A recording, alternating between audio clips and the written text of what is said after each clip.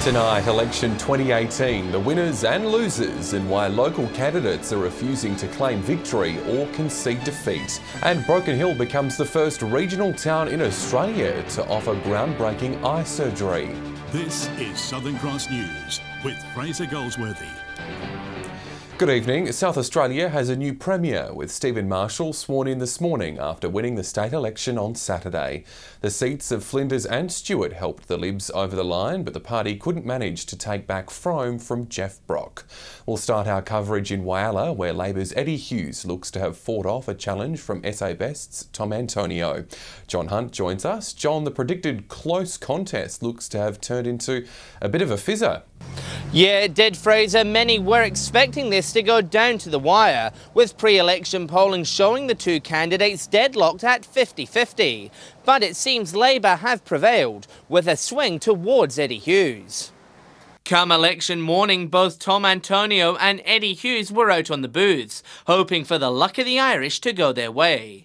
By 10 p.m, the predicted close contest was pretty much dead in the water, with Mr Hughes well in front. At a minimum, he doubled Mr Antonio's primary vote in all Whyalla polling booths, and while pre-poll votes are yet to be counted, Mr Hughes was confident he's seen off SA Best. You never know what the result is going to be, but it's all fell flat for that major third party. And with victory in sight, Mr Hughes launched a stinging attack on his political nemesis of 20 years. Subjected to absolutely outrageous behaviour on Facebook. And what was happening on social media was all tied up to SA Best in this region. But the night was tempered with sadness, as Labor was booted out of office after 16 years. I think Jay has done a fantastic job over recent years. We stuck by our principles. He's urged the new Liberal government to quickly finalise a Whyalla Steelworks assistance package. Sanjeev Gupta had presented us with the business plan, so those negotiations need to continue.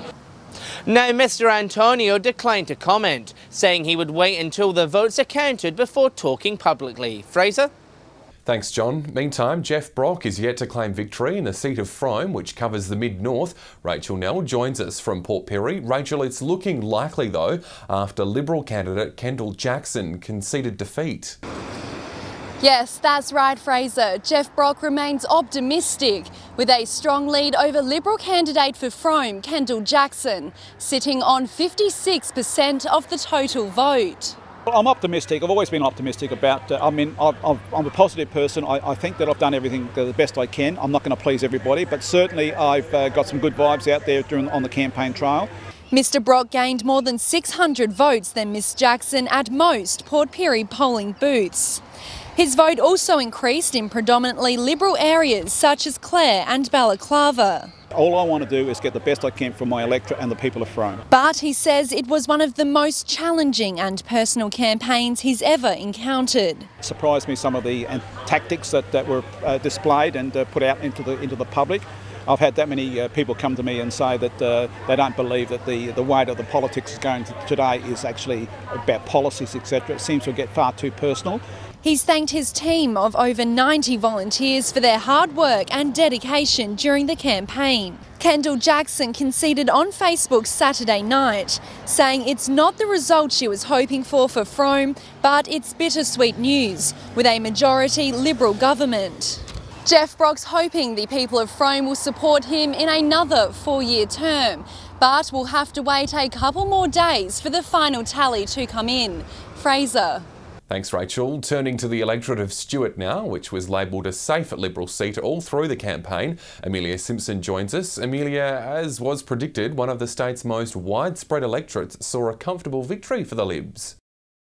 Fraser, the majority of those living in Stewart put their vote of confidence in the Liberal Party. On election morning, polling booths were a hive of activity, many braving the 39-degree heat in Port Augusta to hand out flyers, vote and get their hands on a democracy sausage. It was a bit slow, but mid-morning they started to roll in numbers to to vote, and we had quite a line up there, and they seemed to then peel off and come and support us, so that was pretty good. It was a disappointing evening for SA Best, but the region's Sam Johnson will have to wait a few days for his upper house result. I'd personally like to win 3, which would see me elected, but if we don't win the 3 seats, then I'm very confident that those that do win will uphold SA Best in a very positive light for South Australia. With only 23% of the vote, the region's Labor candidate and lawyer Khadija Thomas conceded defeat. It was always going to be a hard, difficult fight, and so for me it was really just about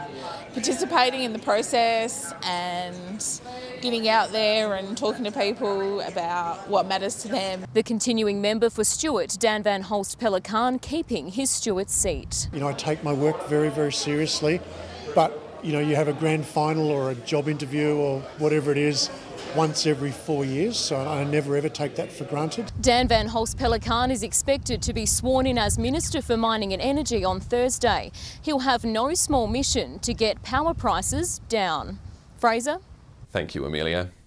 A woman will face court for allegedly trying to smuggle drugs into the Port Lincoln prison. Police say the 28-year-old was found in the visitors area with a number of substances suspected to be methamphetamine, cocaine and prescription medication.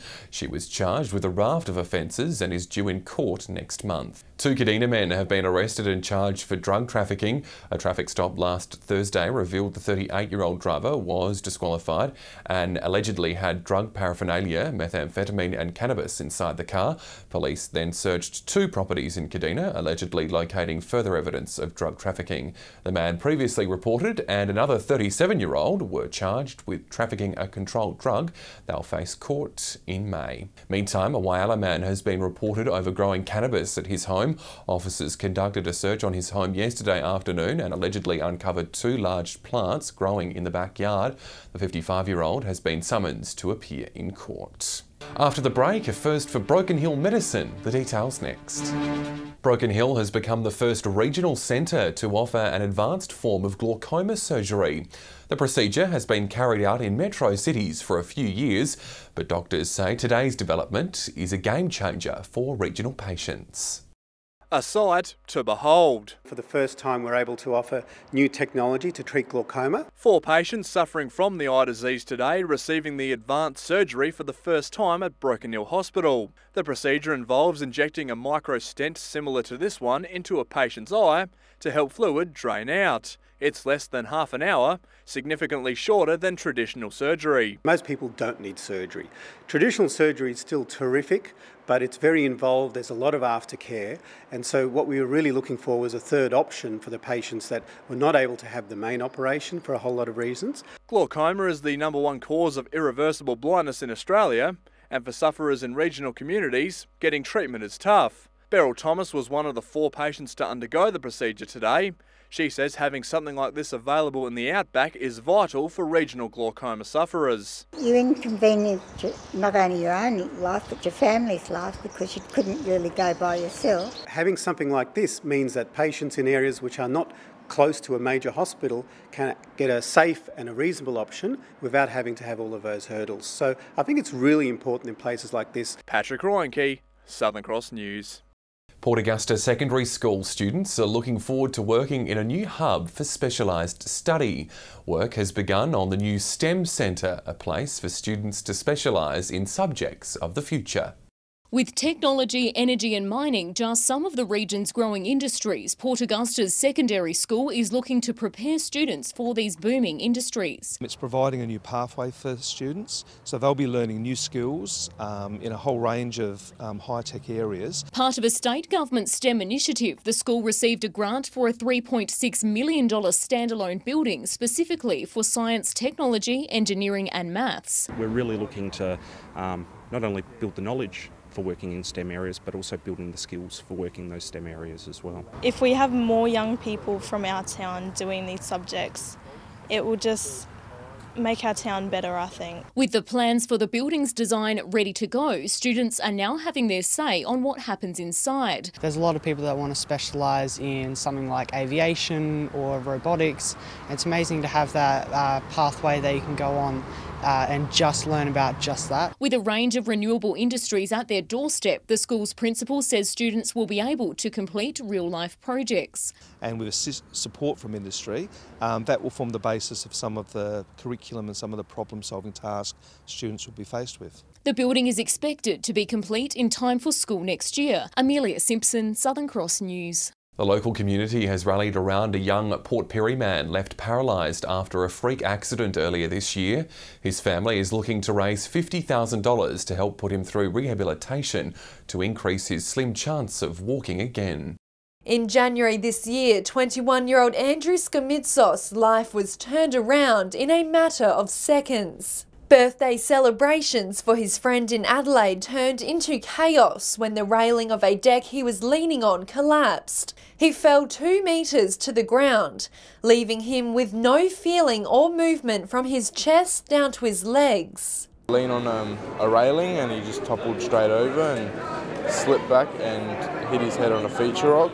Brought my chin to my chest, fractured my skull and snapped my neck in 4 spots. The future looks grim for Andrew, but he says he'll be able to walk again with the support of the community. It's a 5% chance, but I know I'll walk again, so I just have to wait it out really, just be patient. His family held a fundraiser event for the 21-year-old at the weekend and today to raise funds to help put him through rehab. They're teaching me how to be independent, so dressing myself, getting in and out of my chair by myself from the bed to the car. The City of Friendly People living up to its name by donating nearly $2,000 to help Andrew walk again. The goal, $50,000. It's good for the community to help out, and they've helped out heaps. There's a lot of love and support involved, which is amazing. Show your support to Andrew by visiting our Facebook page. Rachel Nell, Southern Cross News. After the break, all the thrills and spills from the St Pat's Race Day in Broken Hill. That's next. A Broken Hill harness racer has walked away unscathed after a frightening crash at the end of season meeting. Cassie Robinson was thrown out of her seat in race 4 in the Carnival of Cups on Friday night. She was treated by medical staff and was given the all clear. Despite the crash, the night was a great success for the local club. Former local Casey Hocking winning the main race though. Love the track, love coming home, love coming to visit everybody. It's great to be back and to take out the main race this year it was so exciting. Broken Hill Harness returns later in the year. Despite the warmer weather, racegoers lapped up everything on offer at Broken Hill's 53rd St Pat's race meeting over the weekend. Falling on the day it's named after, everyone was a little bit more Irish throughout the day. It's the biggest day on the Broken Hill calendar. Happy St Pat's! Happy St Pat's! Thousands passing through the gates for the annual race meeting. While many braved the 39-degree heat, the sun was too much for some, with many taking refuge in whatever shade they could find. The fashions of the field continue to pull the eyes away from the track. Jessica Byrne was named Colleen of the course, going for pink and red on an Irish day. It's an opportunity to be creative and wear something that you're not going to wear every day. So for me, that's why I really enjoy it. Most Elegant Lady went to Colleen Gates. I've made a lot of friends out of all the finalists that have been in it. It's a great St Paddy's race. And Paddy of the course, Baden Quinn, took some unique inspiration. If you combine these colours in my great-grandmother's house, it looks like a bit of an old style lounge. And on the track, the local trainers had a bit of luck. Heidi Smith got a win in race 3 with Aussie Bob, while Barry Murray won the last race of the day, but wouldn't rule out if it was his last St Pat's. I still ride on my own work, you know what I mean? So while I can keep doing it, I'll probably keep doing it, you know what I mean? But it's getting harder and harder, you know, with the travel and all that. And the day's major race, the Outback Cup, didn't fail to entertain. Number 4, Kazoom, took the line honours, trained by former local Ron Campbell. Bringing horses back here for 28 years, and even when I lived on Kangaroo Island, I used to come across and still come here and won races, but never ever won the cup. A day that never fails to draw a crowd. Happy St Pat's! Patrick Reinke, Southern Cross News.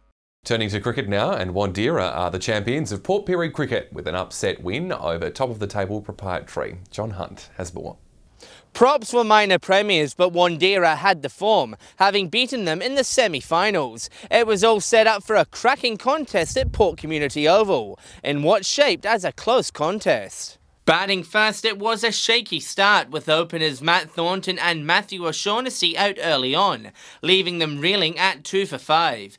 Cogden, Crouch and Gray followed to leave Wandeera struggling at 5 for 40, before the fight back from Jack Dickinson and Steve Anathos. They put on a vital 63 for the 6th wicket, as Wandeera posted a small but defendable 8 for 144.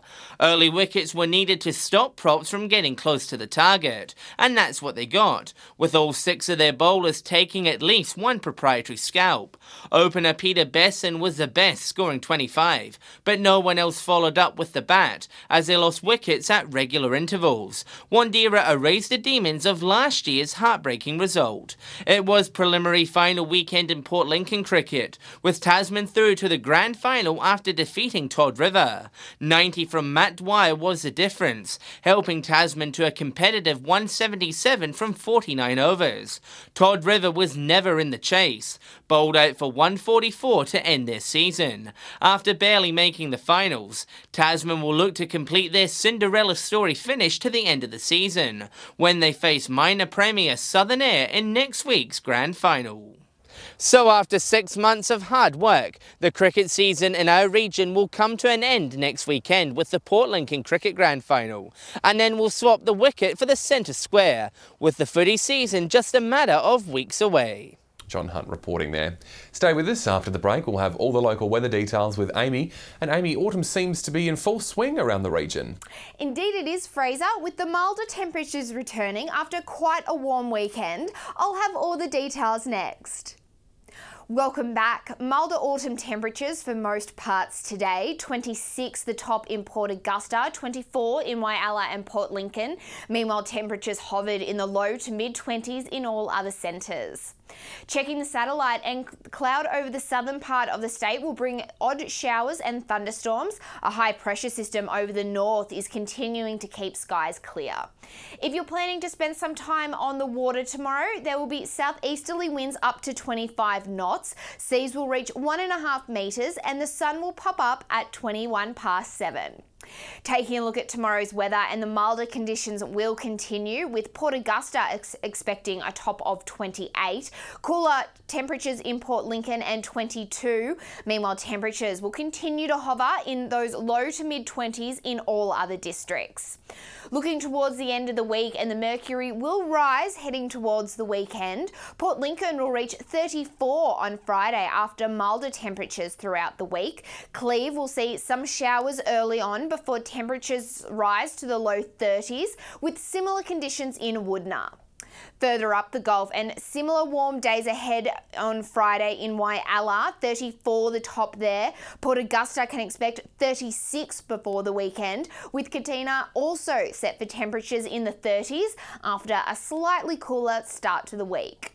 Similar conditions again in Port Pirie, with temperatures creeping towards the mid-30s before the start of the weekend. Clare can expect the odd shower before finding up to 32 on Friday, while autumn conditions in Broken Hill will continue, with temperatures creeping towards 30. So Fraser, while autumn has returned briefly to the Spencer Gulf, another warm weekend looks to be on the way. Thank you, Amy. And that's Southern Cross News for this Monday. Thanks for your company. I'll have some updates later, but until then, enjoy your evening. Good night.